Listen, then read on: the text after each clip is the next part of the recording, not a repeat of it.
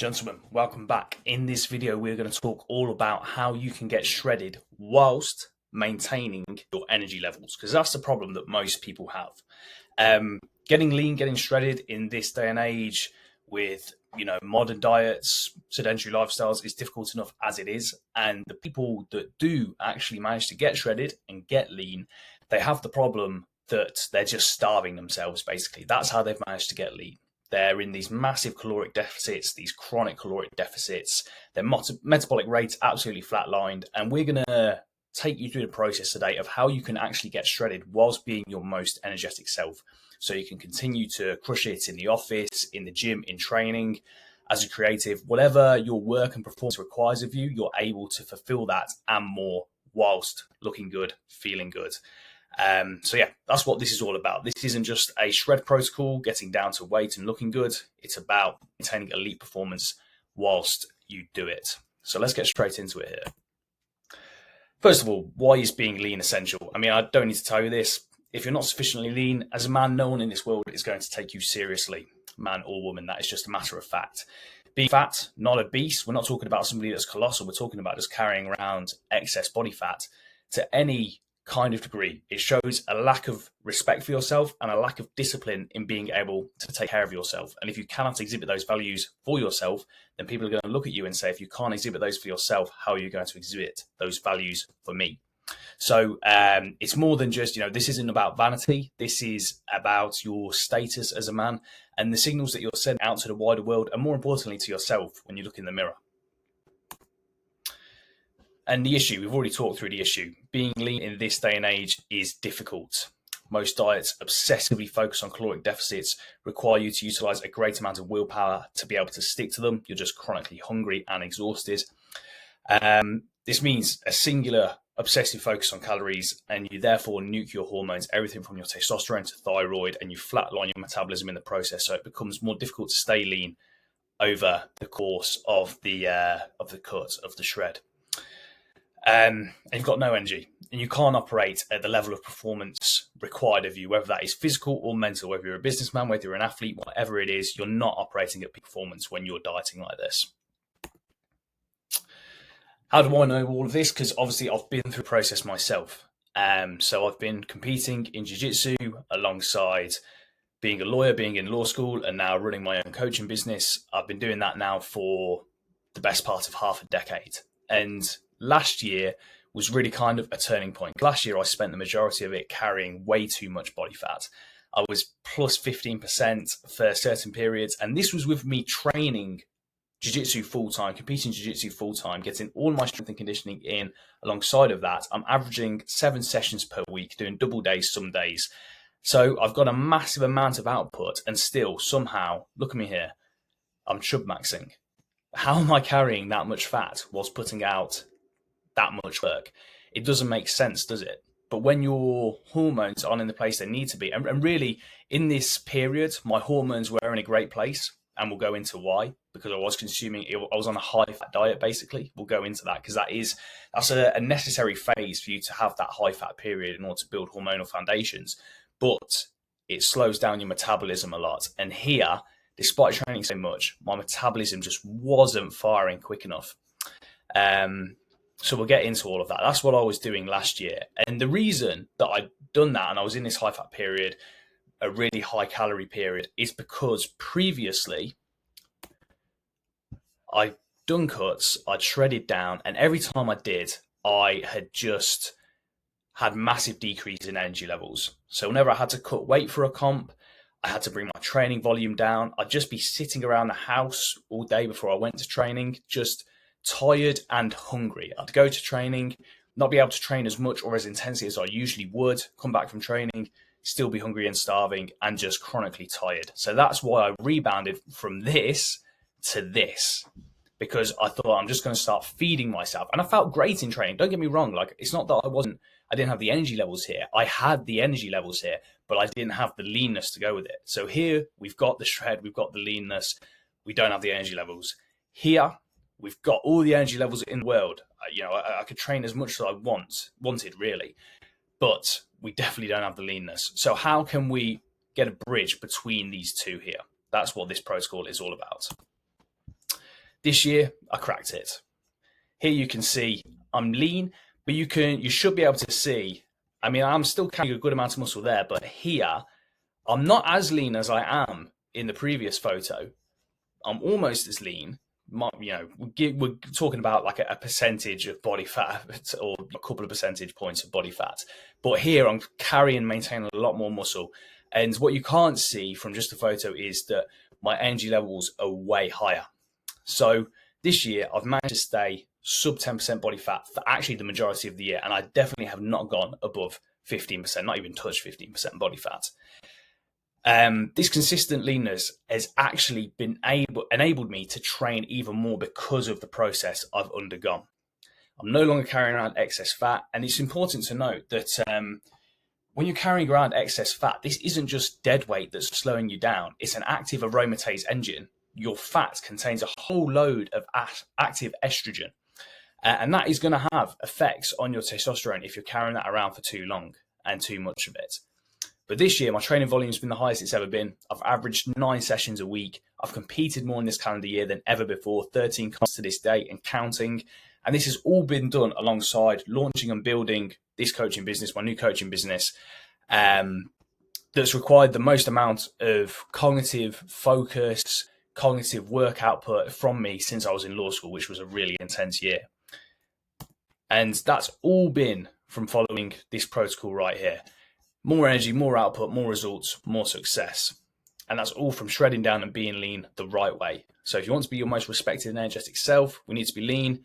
That means sub 13% body fat. And it's important to note that you don't need to go to these silly low numbers. You know, bodybuilders getting on stage at 5% body fat looks amazing. They're absolutely nuked. They have no energy to do anything. It's not practical. They're just there for the show.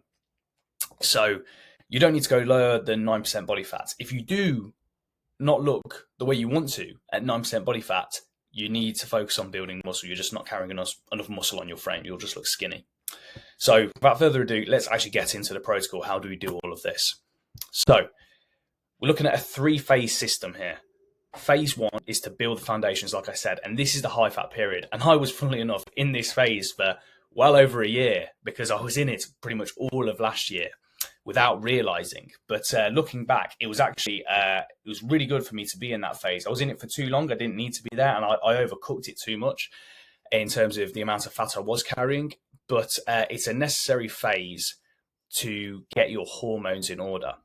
And so, as I said, you want to build these reserves of testosterone. You want to have your testosterone in a good place, thyroid in a good place, growth hormone, everything. You want your estrogen, prolactin, cortisol to be in check. If all of these hormones are poorly functioning and they're not at high levels now, when you can feed yourself with everything you want to, then how do you expect them to be in a good place once you start decreasing your energy inputs and you're in a stress state, basically?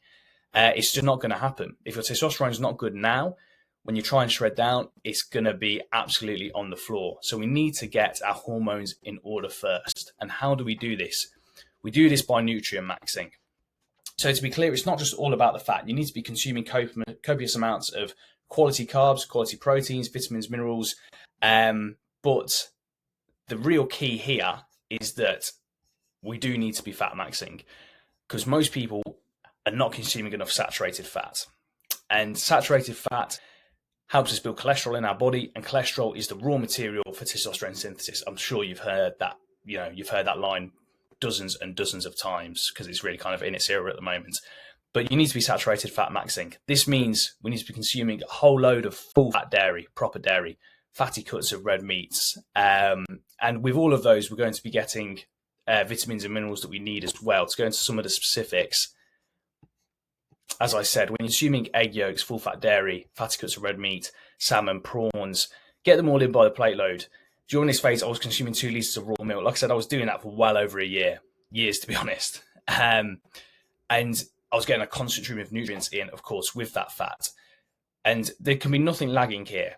Vitamin D, magnesium, everything. You've got to make sure there are no nutritional deficiencies, because if you aren't sorting those out now, it's going to be so difficult to sort them out when you're more limited, in terms of what you can actually ingest once you're looking to actually shred down. So everything is important here, all nutrients, all minerals. But to give you some specifics that you really want to focus on, you've obviously got the saturated fat, but then in terms of a couple of minerals, selenium and iodine. Why? Because these are really essential for proper thyroid functioning. And your thyroid runs your metabolism to a large extent. Many things do, but your thyroid plays a massive part. And most people's thyroid is not firing in the way that it needs to. And your thyroid needs selenium and iodine in order to be optimally functioning. Selenium and iodine, selenium, 2 Brazil nuts a day is just the easiest protocol to get your selenium up. But also as well for both selenium and iodine, get a load of quality seafood in, prawns, shellfish, crustaceans, salmon as well. Seafood max, and you'll be able to get all of those in along with a load of saturated fat too. In terms of what else we really want to focus on here are our fat-soluble vitamins. So we've got A, D, E, and K. They are our fat-soluble vitamins. These are found primarily in fatty foods because they're fat-soluble. They need to be consumed with fat in order for your body to optimally absorb them. Therefore, it behoves you to max out on these vitamins when you're in a phase of unbridled fat consumption, because if you can't get these vitamins in check at the levels you need them to be in your body now, when you can consume as much fat as you want, then how are you going to be able to do that when you're really having to limit your fat, which is the key part of actually shredding down? So, as I said, I was in this phase for way too long, overcooked it way too much. You need to be in this phase, though, for at least 12 weeks. You need 3 months of proper maxing out on your fat consumption, getting all that saturated fat in, bringing up your cholesterol levels so you're able to create as much testosterone as your body is able to, getting in all those fat-soluble vitamins, getting your thyroid in check as well. You can't do this. You can't shortcut the process. It's got to be at least 12 weeks in this phase. Phase 2, then. After we've built the hormonal foundations, and it's important to say, do your blood work. You need to be, getting somebody to do your blood work. Otherwise, you're going to have no idea how your thyroid's functioning, where your testosterone's at. So doing your blood work is imperative. Do it at the start of those 12 weeks and at the end so you can see the difference. Make sure they're in good stead before you go into phase 2, which is sending your metabolism stratospheric. We are going to absolutely skyrocket your metabolism. Now the hormonal foundations are in place. They're the hardware we need to maintain big energy during the shred itself and for our metabolism to function properly.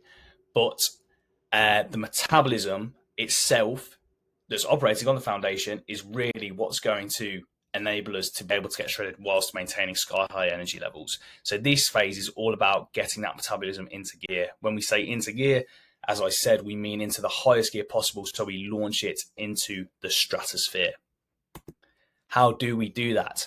Phase 1 was all about fat. Phase 2 is all about carbs. The foundations were built on fat, but the engine runs on carbs. Skyrocketing your metabolism, is all about teaching your body to consume and utilize copious amounts of sugar. This is going to fine-tune your thyroid, insulin sensitivity, gut, and every other processing system in your body that takes fuel in the form of food and makes usable, deployable energy out of it. That's what this is all about. Teaching your body to take in fuel and use it as quickly as possible so it can use as much of it as possible.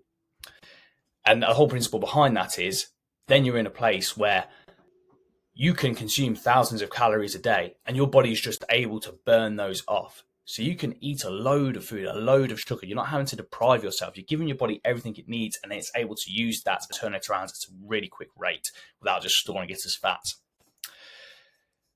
So, as I said, the key to this is consuming a load of carbs, and the key here is consuming them alone. That's what's really going to teach our body to get good at utilizing carbs. And this is all about the Randall cycle. So this is something Noah Ryan, amongst other people, have really done a great job of educating people about with his shred maxing protocol.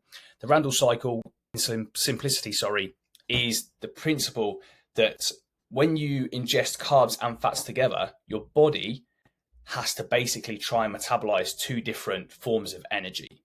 So it's having to divert half its energy to metabolizing carbohydrate. It's having to divert the other 50% to metabolizing fat, and it creates an inefficiency. Whereas when you just feed it fat, it's much better at metabolizing that fat. When you just feed it carbs, it's much better and more efficient at just utilizing those carbs. So that's how we get our body really efficient at burning, utilizing sugar, by feeding it pure sugar, pure carbs, and separating out the fats and proteins as their own thing for their own meals.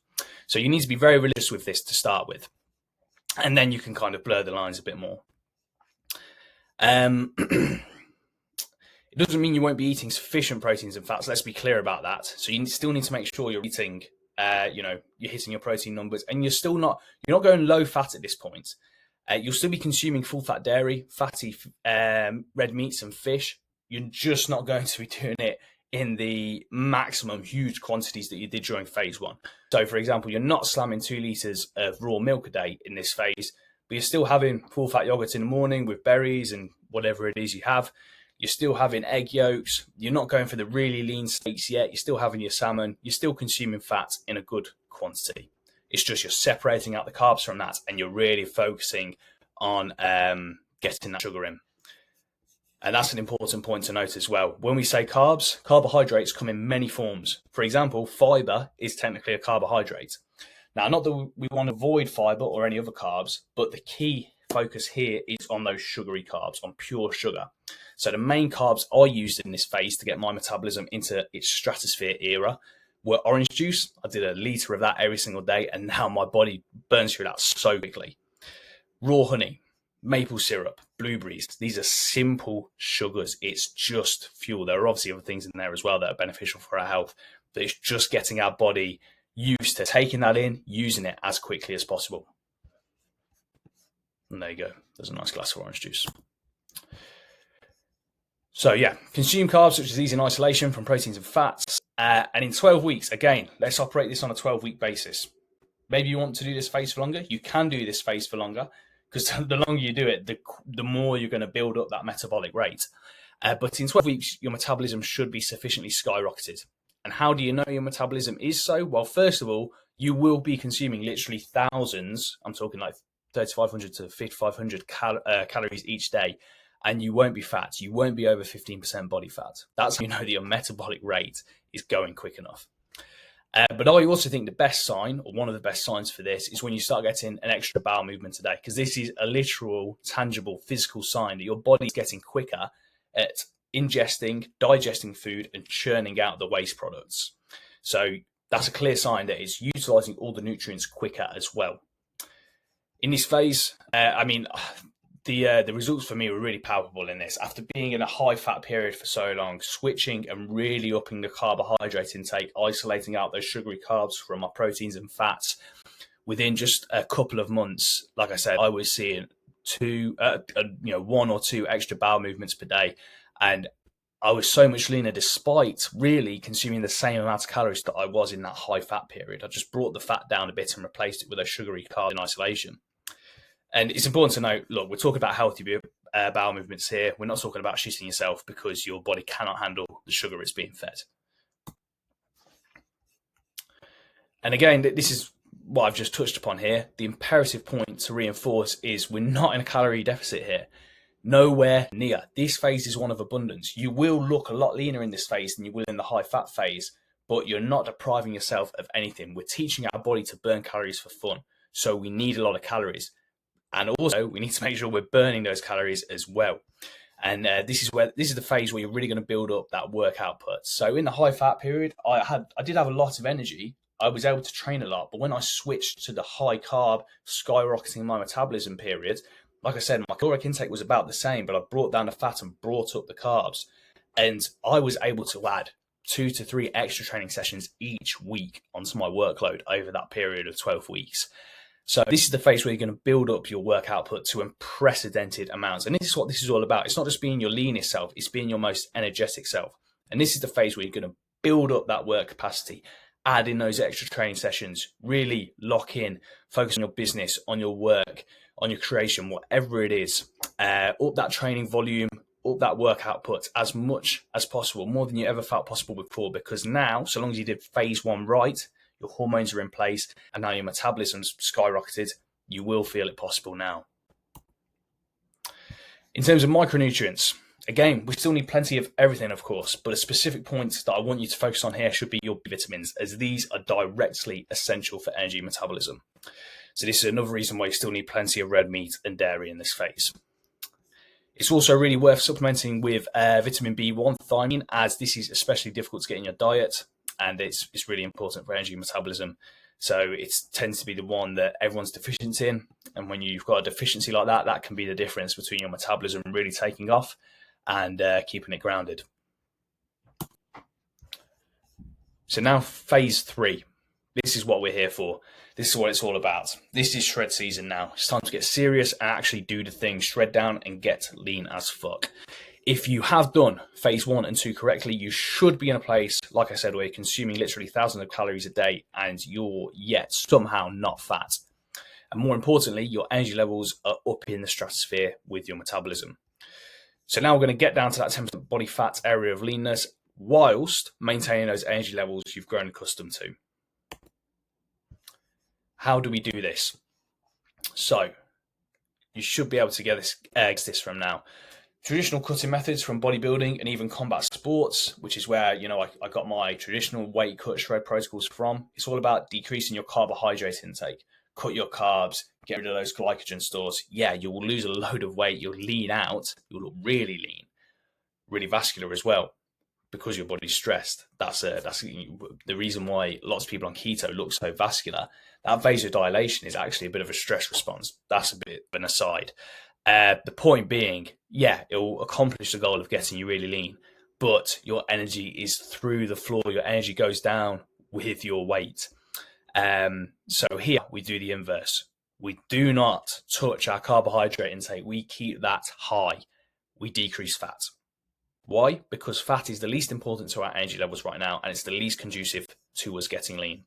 Fat contains 9 calories per gram compared to protein carbs, 4 calories per gram. It's over twice as calorific. So if you are wanting to decrease your calories a bit, because to be clear, we obviously need to decrease our calories to lose weight. No one's debating the calories in, calories out principle. That's just simple physics, thermodynamics. Over the long term, if we were to keep our fat intake too low, our energy would suffer. But that was the whole point of phase 1. We've got strong hormone foundations, so we are able to go low fat for 12 weeks and not see that decrease in hormone functioning. So we begin to swap out fatty cuts and minces of red meat for lean steaks. You can go from beef to a leaner animal such as venison to help this. We swap out the salmon and prawns, the fatty seafood, for white fish such as sea bass. You're no longer eating fatty meats that you've cooked in a load of beef tallow or olive oil. The cooking oil and fats that are being used are absolutely minimal. You need to be careful of this because this is where hidden calories are. Those tablespoons of olive oil, when you're just drizzling olive oil into the pan before you slap a steak in there, that's a lot of calories. You've got to be really minimalistic about this. Just make sure that you're still using good fats, tallow, butter, olive oil, your monounsaturated and saturated, not 1 calorie spray, seed or slop. And the meats need to be as lean as possible as well. Minute steaks were like a game changer for me in this phase, going from salmon and fatty cuts of steaks to minute steaks. It's just like slices of clean steak. There's barely any fat in them. In terms of dairy, you can still consume this here. I would say still consume dairy because obviously there's a whole load of nutrients in there that you do need. However, we need to leverage low fat, no fat options at this point. Full fat yogurt and milk off the table. Any dairy you do consume needs to be with a minimalistic approach. Only eat as much dairy as necessary to keep your protein numbers up and mineral intake sufficient. And here's a good trick as well. When you're needing to consume fat-soluble vitamins, as we talked about, and minerals with a low to no fat meal, a good trick to add fat in a very kind of measurable way is just put a single egg yolk in the meal. And that should give you the fat you need to properly be able to digest those vitamins. So we've cut the fat, and look, there's a good chance if your metabolism's operating at the rate that, at that stratospheric rate, once we've cut that fat, you might be at your requisite state of leanness, which is great because then you don't need to cut carbs, cut protein, cut anything. Just from cutting the fat, you are now in that place of energetic leanness, 10% body fat, sub 10% body fat, still with those energy levels. However, if you do still need to shred down more, the next thing we're going to start to cut is protein, which sounds very counterintuitive. Why would we begin to cut protein? Adequate protein is obviously essential for being properly lean. Without it, you're obviously just going to become skinny. But we're going to go with the protein over carbohydrates because, number one, if you're really dialed in with your nutrition, chances are you're already consuming an excess of protein. So we're going to get rid of that excess first. Your protein numbers, you shouldn't need to consume more than 2.2 grams of quality protein per kg of body weight to maintain your muscle mass. In all honesty, anything from 2 grams per kilo of body weight should be enough for most. I averaged 1.8 grams per kilo for 8 weeks. And to be clear, this did get me lean, but I did noticeably lose a bit of muscle too. So I overcooked or undercooked the protein here. So next time I'm in shred season, I shall not be going below 2 grams throughout this phase. But you don't need more than that. So if you're consuming more than that, in this phase, bring that down. And then last to go are the carbs. Carbs are the fuel. This is what this is all about. Keeping our metabolic rate firing so our energy levels are sky high. Chances are, if you've cut the fat out, you're not ingesting any excess protein, you will be lean enough. But if you need to bring it down more, this is where you start to bring the carbs down. But do so sparingly, because that's the kingpin of this whole system.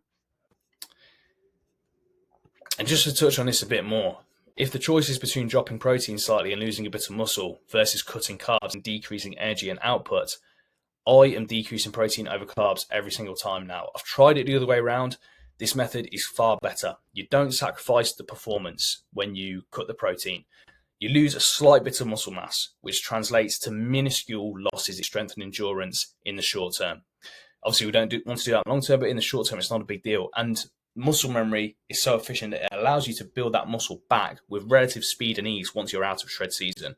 Conversely, if you drop the carbs, you're seeing a decrease in your energy, in your outputs. That's not what we want. Being in shred season is all about being your leanest and most energetic self, being at peak performance if you're an athlete, in business, in your creative works, whatever it is. You don't want that decrease in energy. You want to be at your peak, at peak performance. You don't just want to look at your peak, you want to feel and be at your peak as well. Another key to shred season is don't just go downhill all the way to the bottom. This is like the biggest mistake that people that just focus on the calories go with. They just get into that caloric deficit and stay there. That is what's going to bring your metabolic rate down as well. You need to keep going back up to maintenance. Keep the body firing.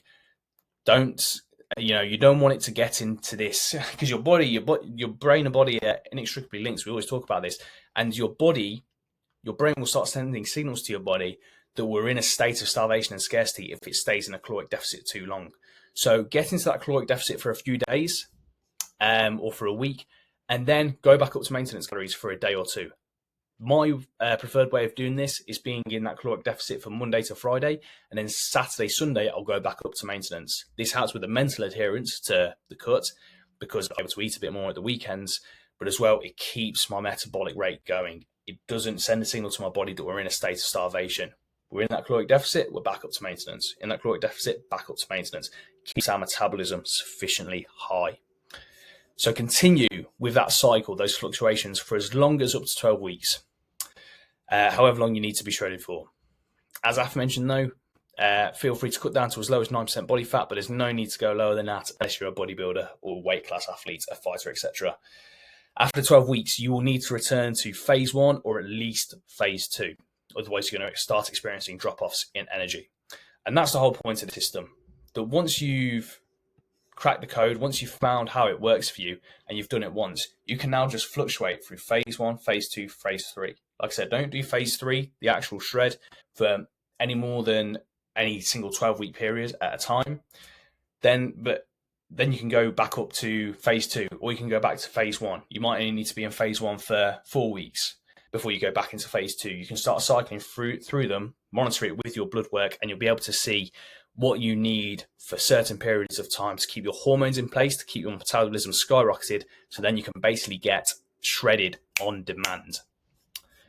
Further keys to the protocol: circadian health and sleep. So something that needs to be on point throughout this whole thing, regardless of the nutrition that you're taking in, regardless of training volume, etc., is you've got to be maintaining good circadian health and sleep.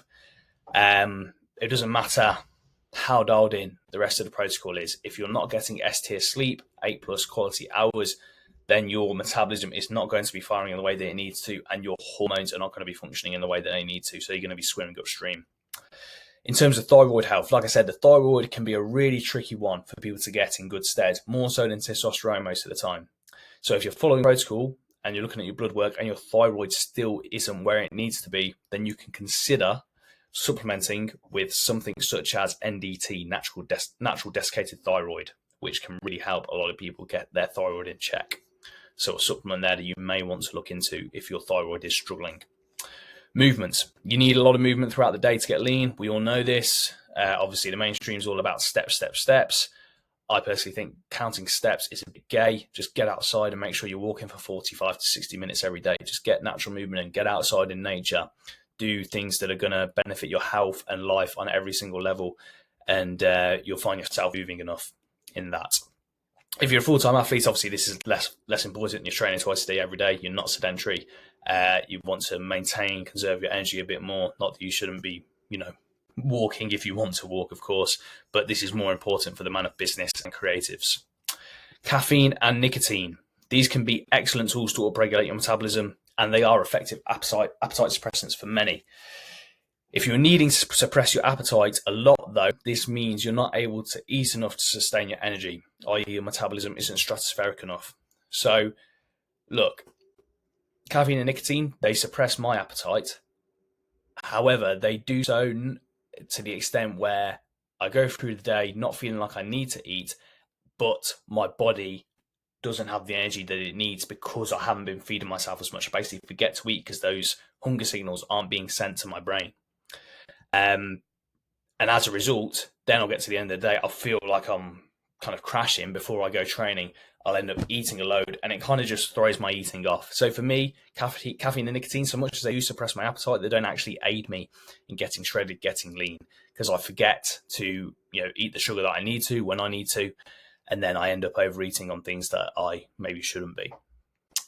And then other supplements as well.